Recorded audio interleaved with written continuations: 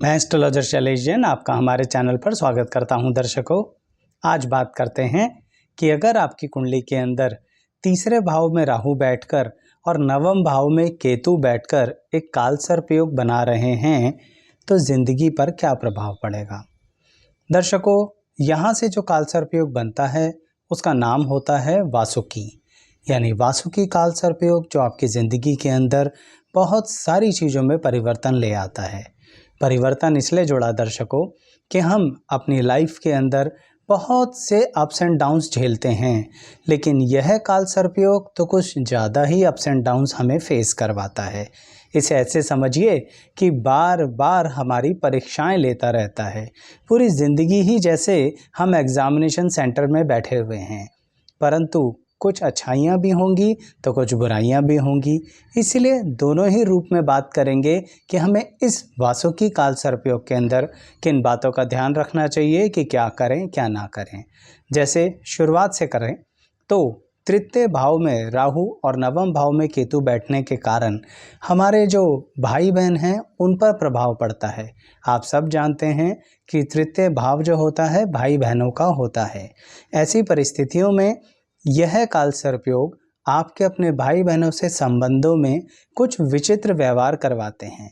सामान्य तौर पर मैं ये शब्द इसलिए इस्तेमाल करता हूँ जहाँ पर आपको ये समझ में आए कि ये विचित्र किस तरह से है। इसे समझने के लिए आपको यह देखना पड़ेगा कि आप अपने भाई बहनों के प्रति बहुत प्रेम रखते हैं, जीवन की शुरुआत से ही बहुत प्रेम रखते हैं, जिसे हम कहते हैं कि अपने तरीके से अपने जीवन को अपने भाई बहनों के साथ मिलजुल कर बिताना।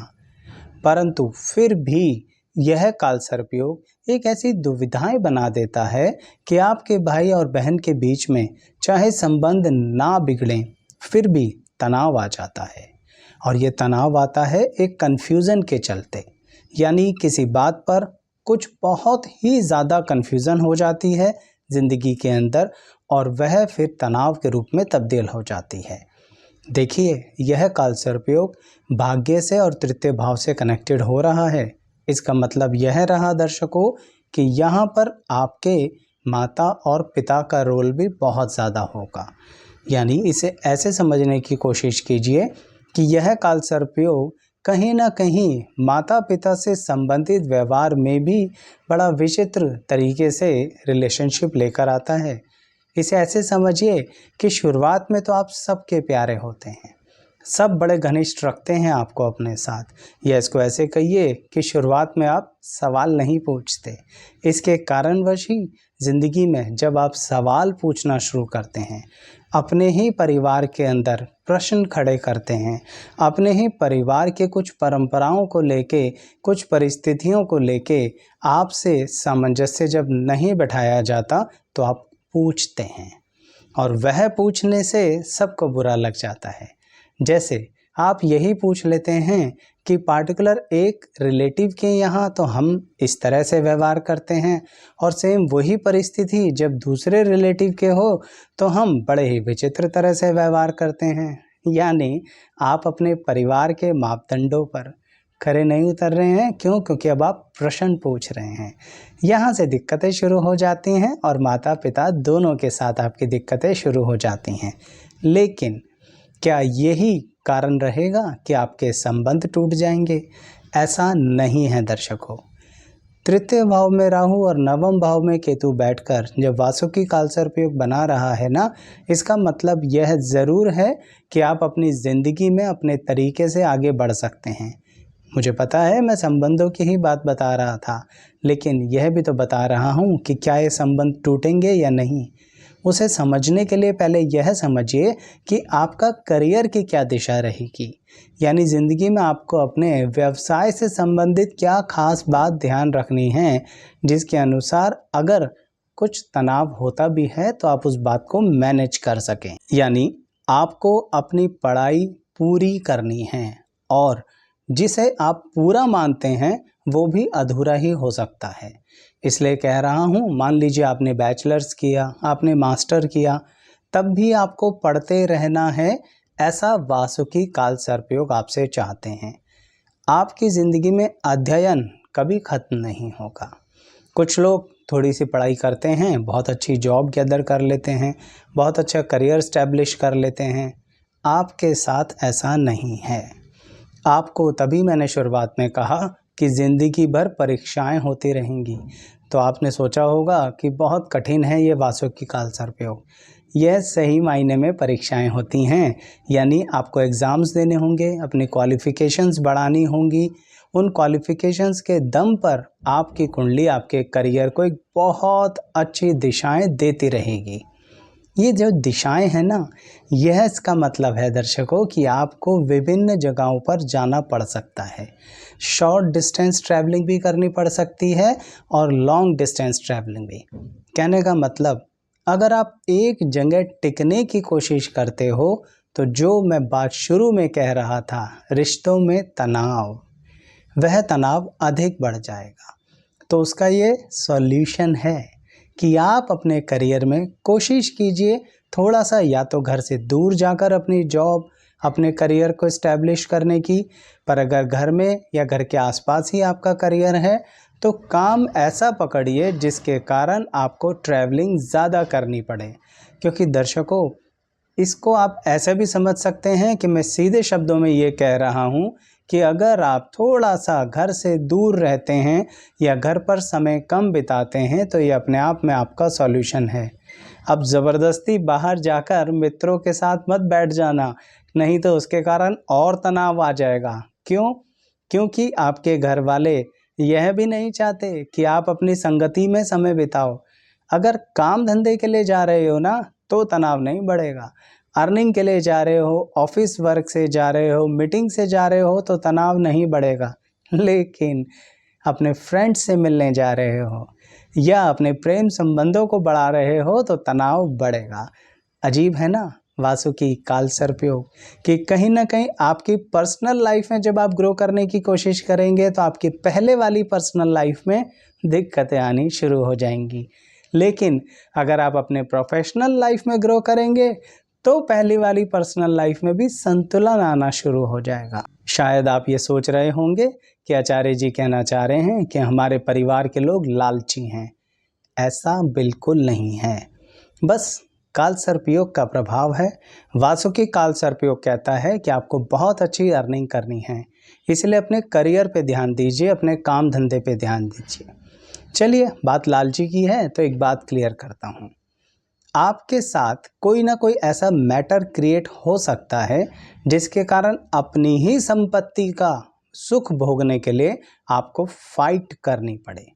इसे ऐसे समझिए कि आपको अपनी संपत्ति का हिस्सा मिलना चाहिए और आपका लीगल राइट बनता है, लेकिन फिर भी वही हिस्सा मिलने के लिए आपको पूरी जद्दोजहद करनी पड़ेगी इस वासुकी काल सर्पयोग के कारण।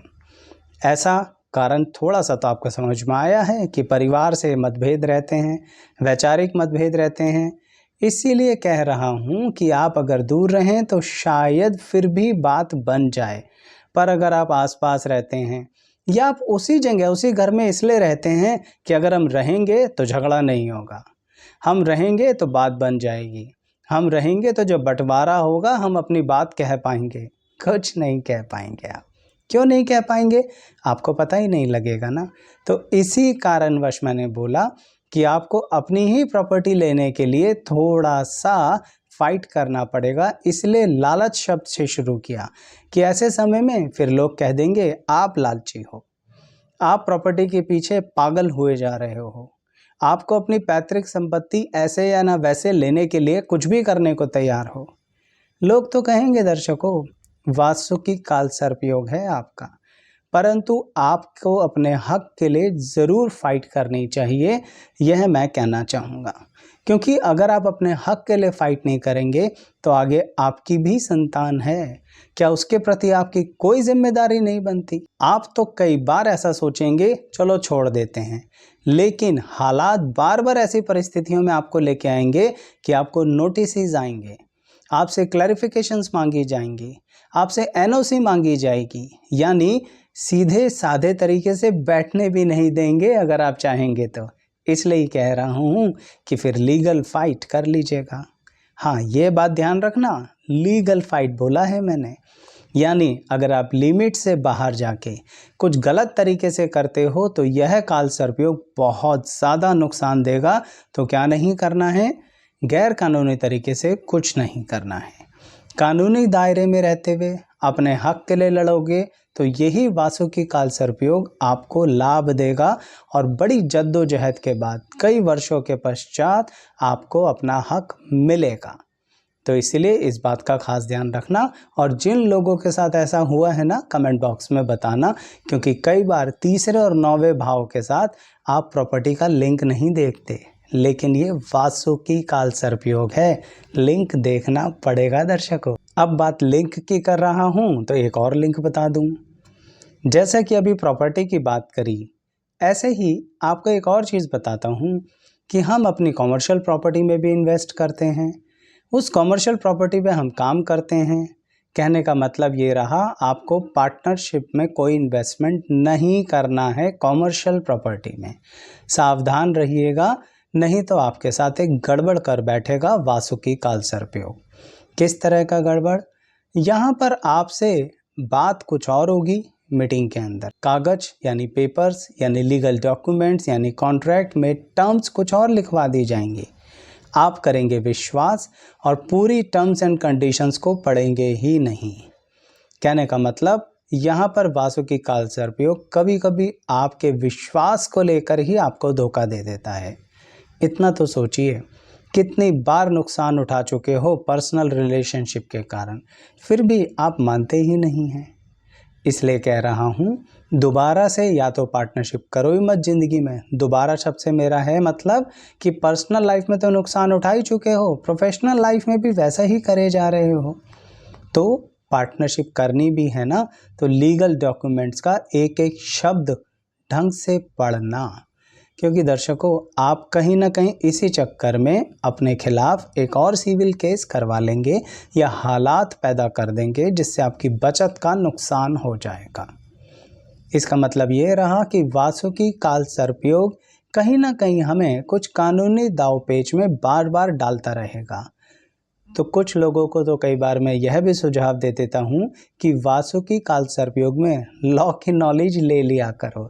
अगर खुद वो फील्ड में नहीं भी जाना चाहते हो तो थोड़ा सा उसके बारे में पढ़ लो, या जिस फील्ड में भी आप हैं उससे संबंधित लॉ की नॉलेज ज़रूर लो दर्शकों।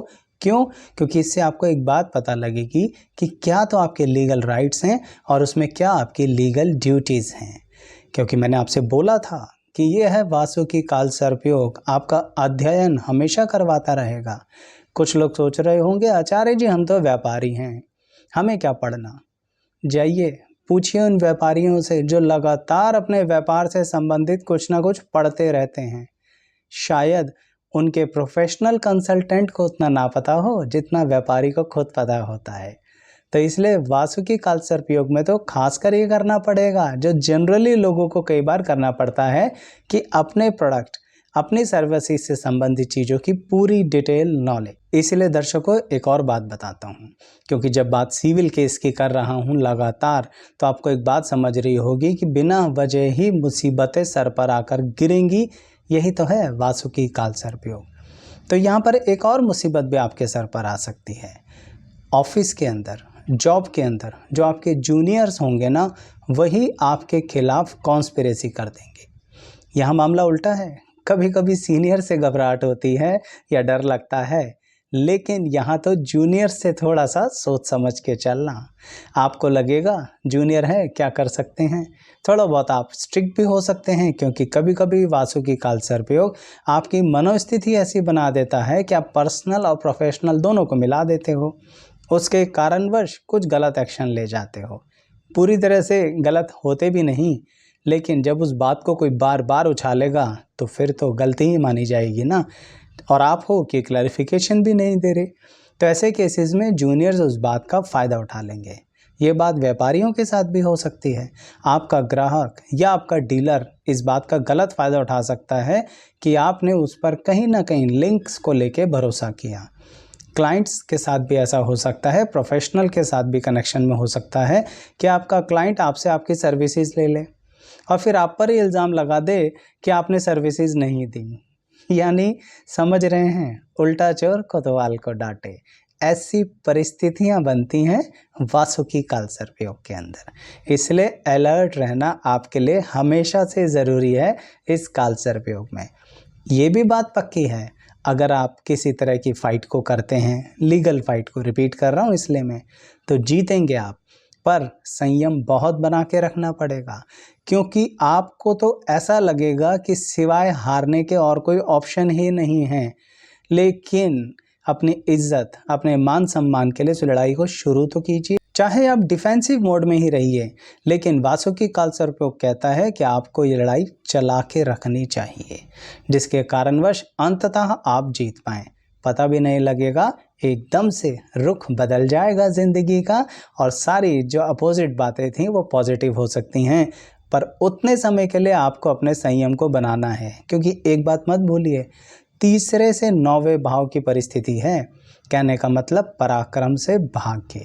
तो दर्शकों, इसी कारण कह रहा हूँ कि कहीं ना कहीं चीज़ों को लेके समझिए कि एक तो राहु पराक्रम भाव में बैठे हैं, केतु भाग्य भाव में बैठे हैं। इसका मतलब आपको ही पराक्रम करना है, और यहाँ पराक्रम का मतलब बिल्कुल ऐसा नहीं है कि हाथ पांव चलाने हैं। शुरू से समझाता आ रहा हूँ, मानसिक तौर पर, आत्मिक तौर पर अपने आत्मबल को बढ़ाना है दर्शकों, और किसी भी तरह की उतार चढ़ाव की स्थिति को संतुलन में लेके आना है। संयम बहुत आवश्यक है वासुकी काल सर्पयोग में, जो सबसे ज़्यादा लोग खो बैठते हैं। मेरी बात समझ में आई दर्शकों?